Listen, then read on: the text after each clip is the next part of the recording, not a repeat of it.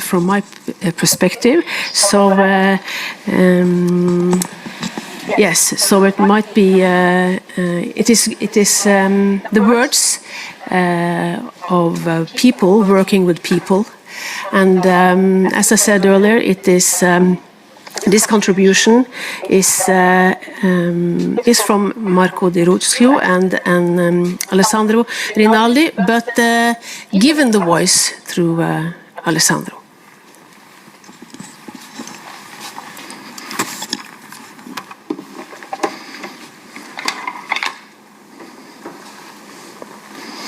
Hi, good afternoon. I'll just give you 5 and you have 5 minutes left. I'll give you 5. Okay, thank you.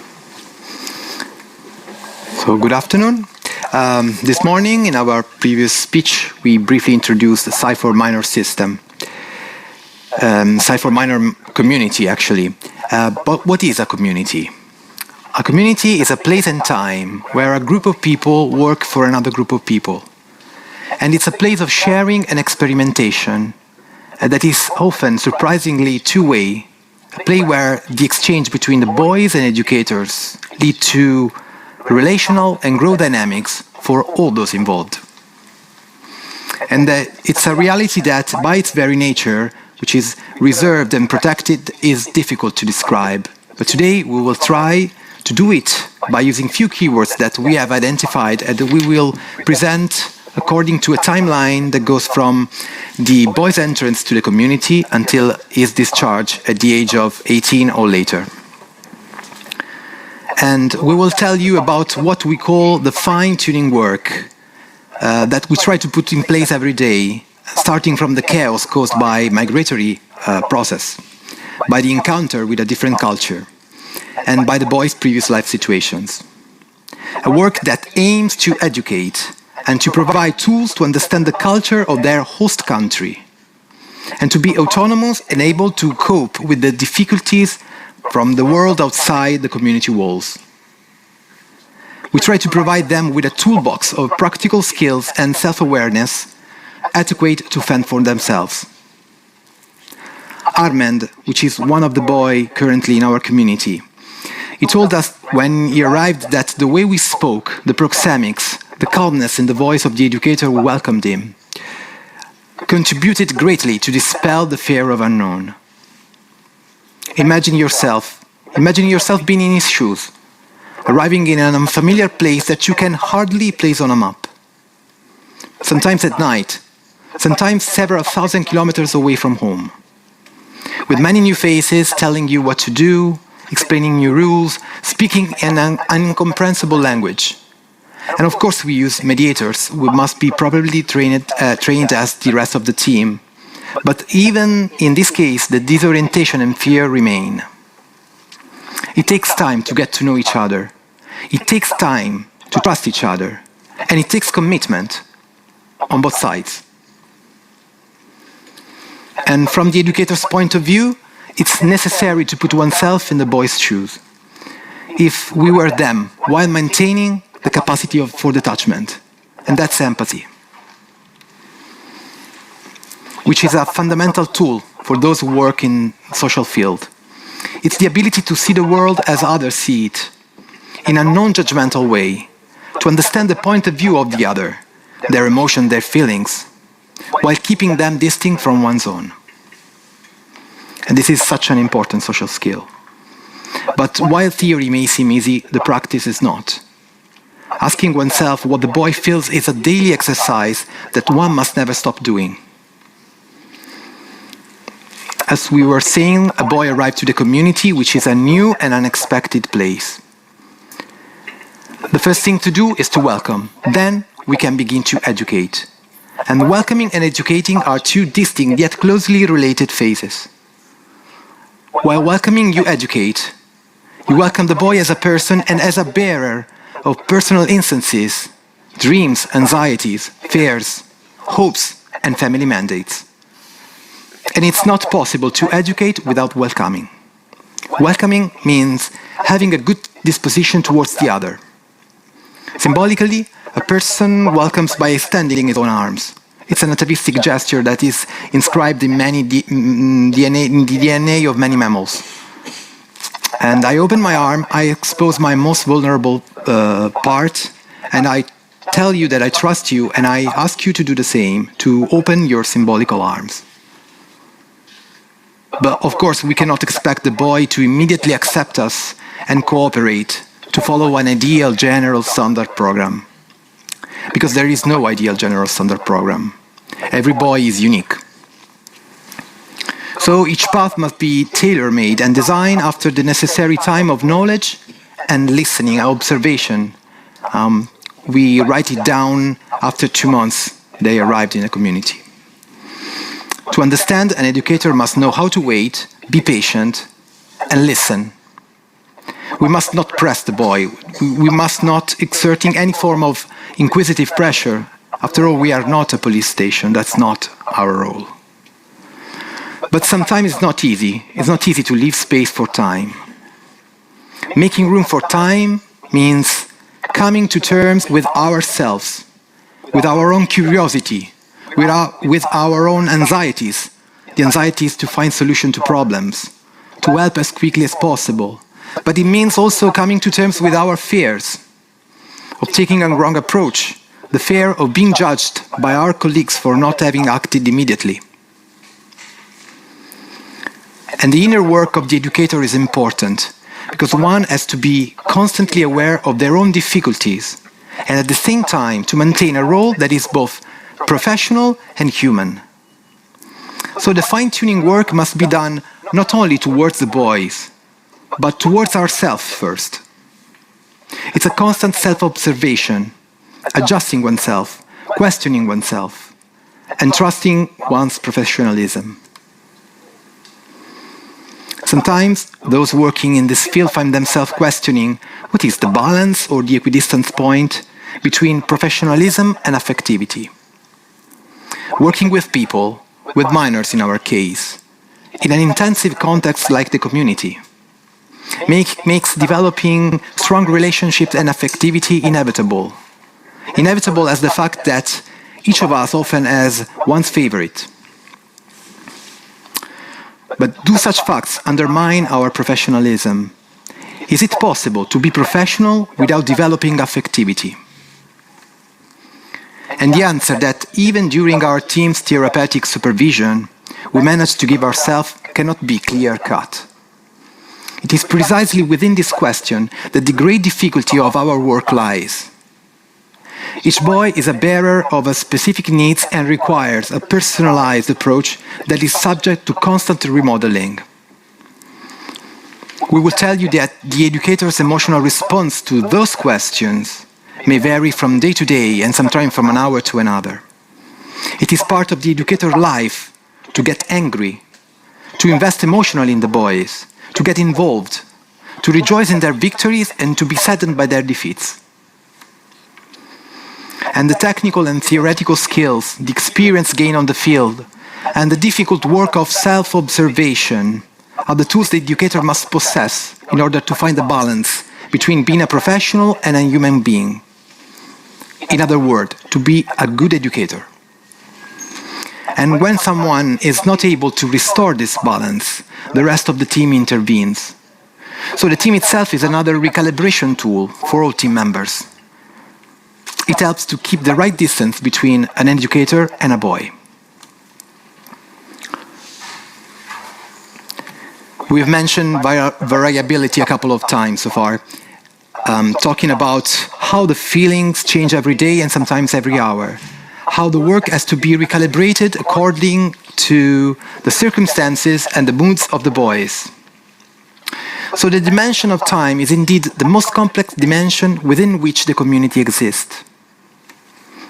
But talking about time maybe is not correct. It would be more appropriate talking about times. Because there is a conventional time which presses you, with deadlines, bureaucratic steps, made up of rites of passage, tasks to fulfill, the time that Miguel Benazayang, a philosopher, defines the time of functioning. Being functional to the society in which you live and in which you are immersed. And it's an important dimension, of course.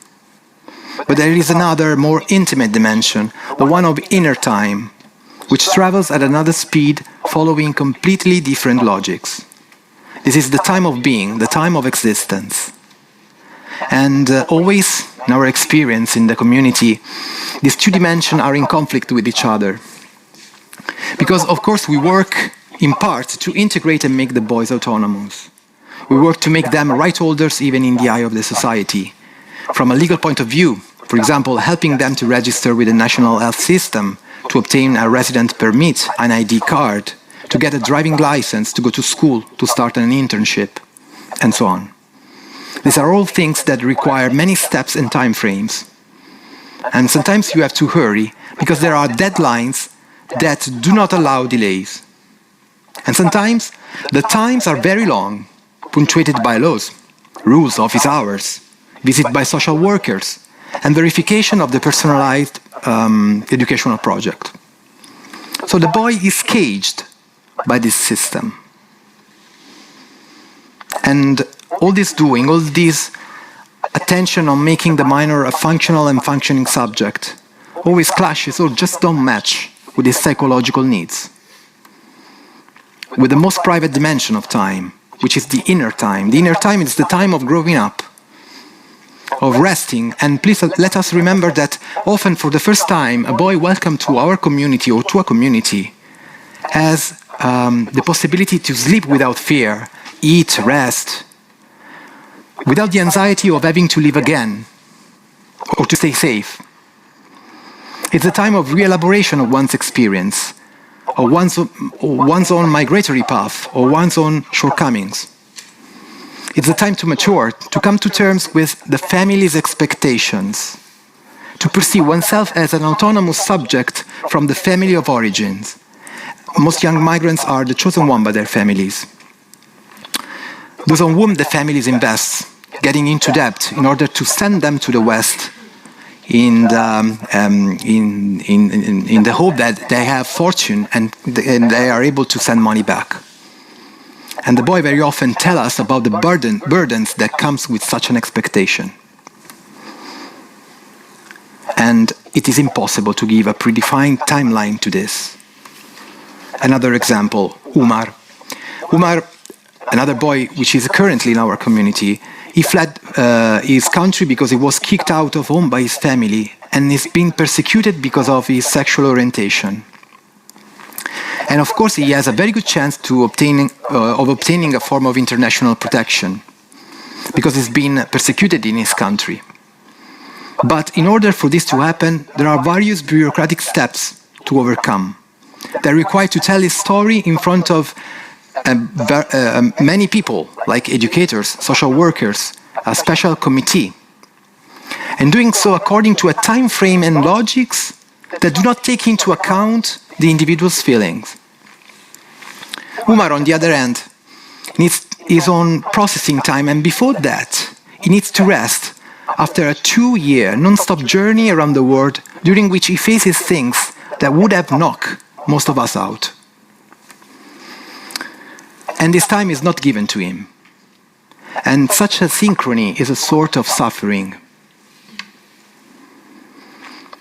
The role of the educator and the team is to find a reconciliation, so between these two times is to know how to mediate, and within the limits of conventional time, of course, to find a balance which protects the boy and helps him to follow his own feelings, leaving his own space for re-elaboration and as much time as possible.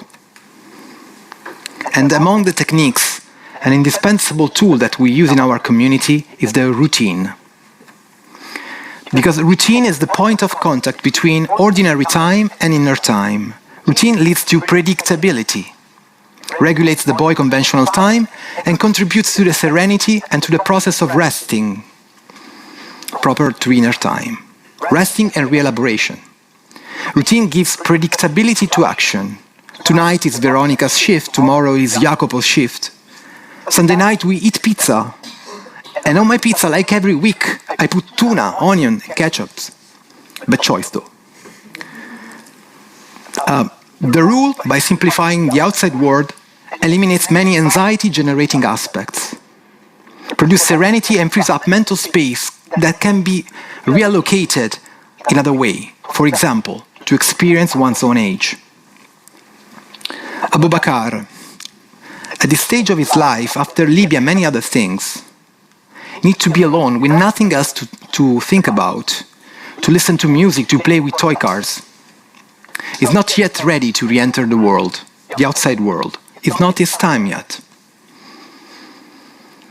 For us, rules are mental organizers. Routine frees up resources, we said. Resources to be spent to the re-elaboration of one's own experience, to visualize one's future, and most important, to listen to one's desire, which are often unknown to the boys because they are buried under tons of expectations. Family's expectation, we said, and fears, which are those typical of adolescents. They are teenagers, plus those connected to their migratory process of running away from home. And of course, the routine works well as long as the educational team can control it. And the complexity of the educator's role increases when dealing with the outside world. Another example is that of Arif. Arif is ready to go outside, to open up to the world. He's been with us for a year and a half now, and he's taken many steps forward. But bureaucracy is low. And for some reason, his residence permit is not yet ready. He would like to go, but he has to wait. He's also afraid because bureaucracy is complex, and despite all the explanation we gave him, he's afraid that for some reason his permit may never come.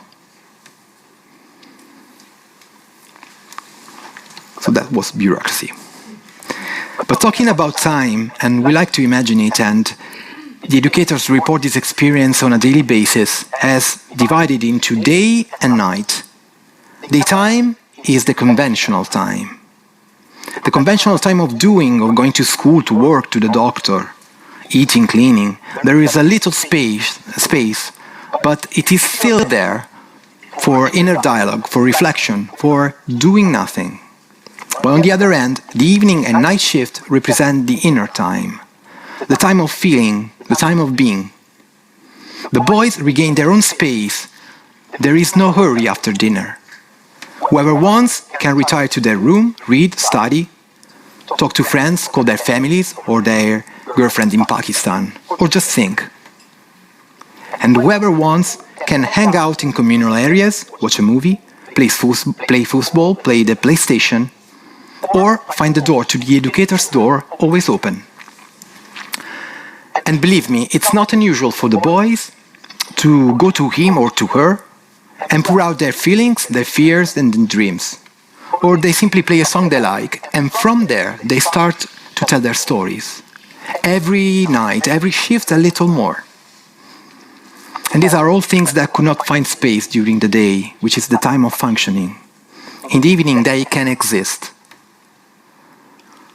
The educator must know how to listen,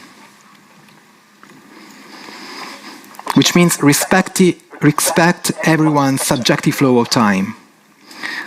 That it's during this time that the other opens and tells us what he feels, who he is, and who we want to be.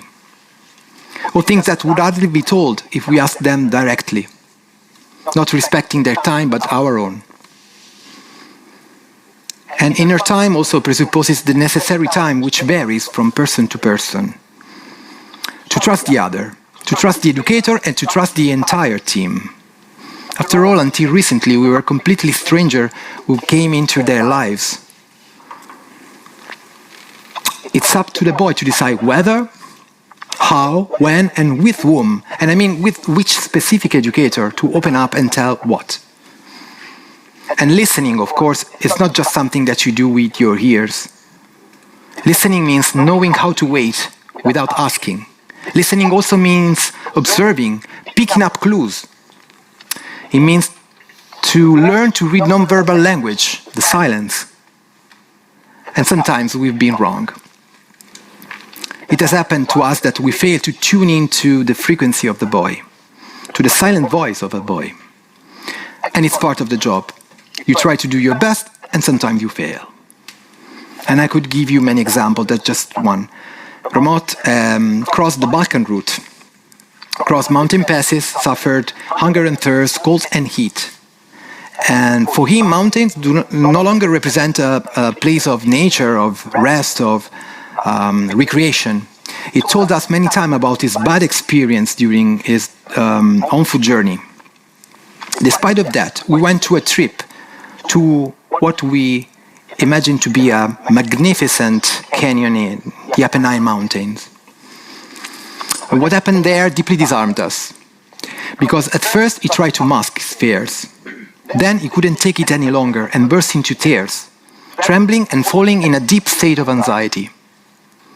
Up to the point that the educator had to cancel the visit and return to the community. That was our mistake in listening and tuning in. We did not take into account the boy's story and the triggers that the mountains might have set off. In fine-tuning work, reshaping the educational project also means that the team must become aware of its mistakes.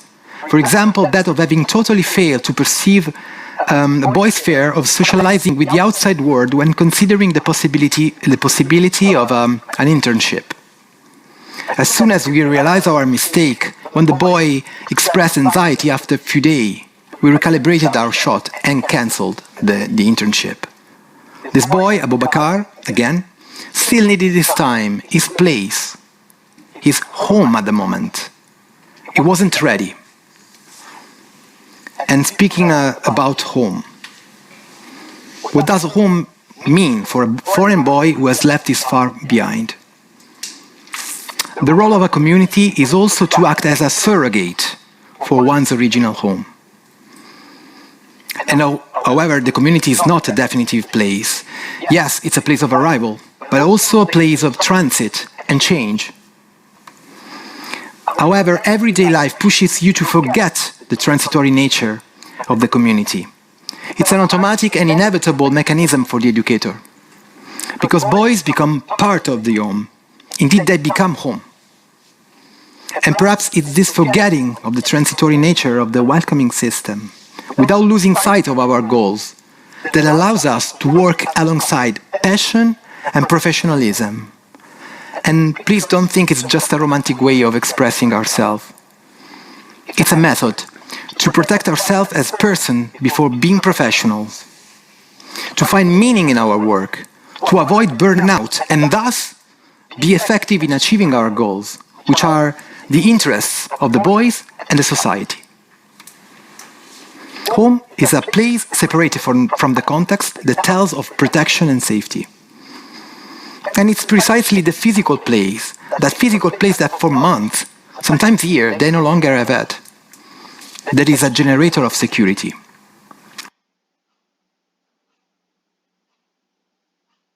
A place to return to, even after they've been out of the community for years, when they have grown up, or most simply at the end of the day, after being at school or work. A couple of weeks ago, we just welcomed a boy. His name is Sankung. He told us that he could finally rest now, that he hadn't been able to rest. He hadn't been able to trust anyone for years. And in telling us these things, he wept. But those tears weren't tears of sorrow, but of relief.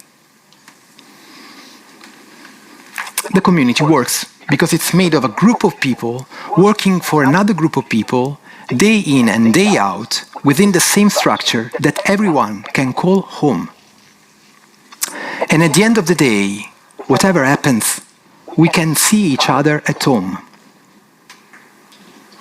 Thank you.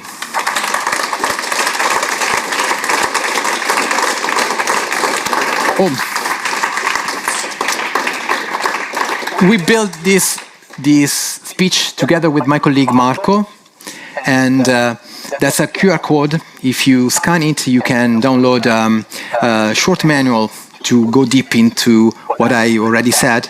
And we prepared this manual for the NTNU students that came to Italy last spring. So, if you want.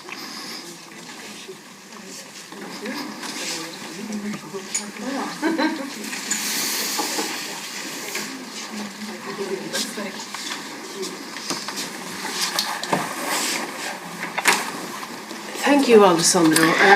Thank you. When the students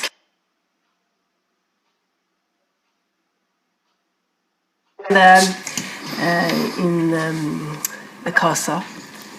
And we sat down, and the students were quite excited. A new situation for them.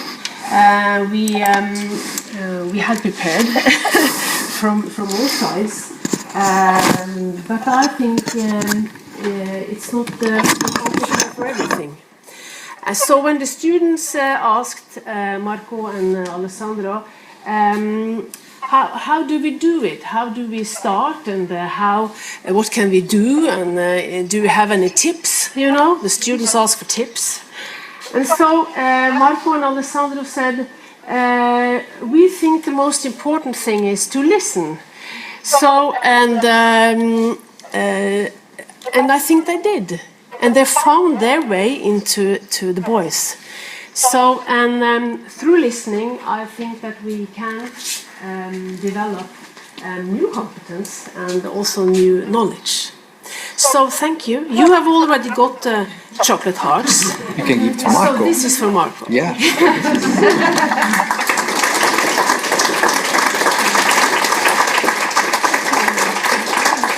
So now we have a few minutes, actually. Yes. So we will. You could take a bensteg, bone stretch. You need to rise. Take a breath. And then we will meet again for the last session of roundtable discussions. It's not over, of course. We will still be together. So, but just take a moment, and we will meet at 15:45. Yes. Oh, for the roundtable discussions, 15:45. No.